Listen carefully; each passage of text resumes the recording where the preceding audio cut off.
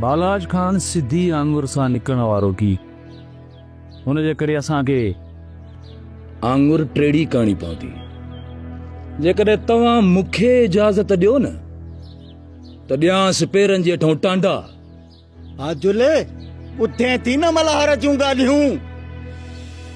ही छोकरो चाहे थो त मां बि बालाज खान जे कैद में बाक़ी जिंदगी गुज़ारियां।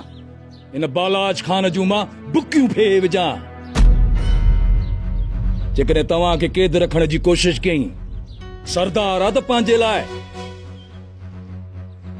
जेकॾहिं असांखे दम ॾेखारण जी कोशिश कई न घटि कोन कंदोसांसि।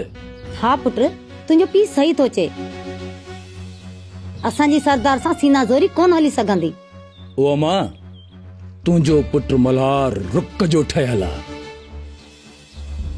सरदार बालाज खान अक जी काठी आहे। अबे वारा ऐं ॻोठ वारा हरू भरू सरदार जी कान था कढनि।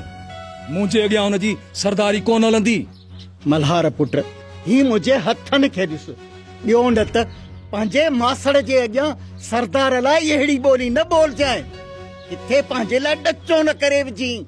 किथे इहा ख़बर वञी सरदार जे कननि ताईं पहुचे ऐं असांजे लाइ पोइ ममण मची पवे। ओ बा, दिल ठरियल नाहे त पोइ नेकियूं थो कयांसि।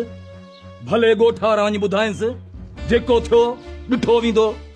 पुट, तूं चरियो थी वियो आहीं छा? सलमान सां झेड़ो कंदे?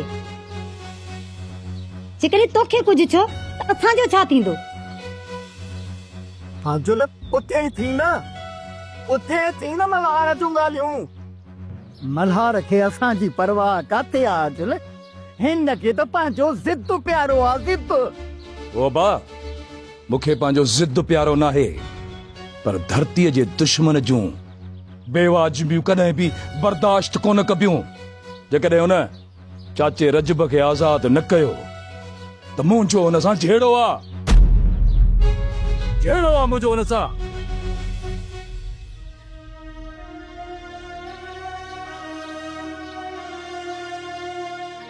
तूं परेशान न थी मल्हार जा पीउ।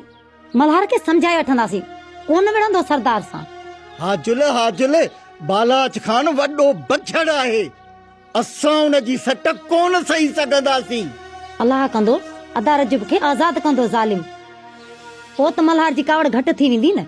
बाबा, तव्हां अदा ते कावड़ हरू भरू न कयो। अदा जज़्बाती ज़रूर आहे, पर दिल जो सचो ऐं साफ़ आहे। हिकु ॾींहुं तुंहिंजो पुट असांखे ॾचे में ज़रूर विझंदो। सम्झाए पंहिंजे पुट खे हाजुल त पंहिंजो दुश्मन न थिए।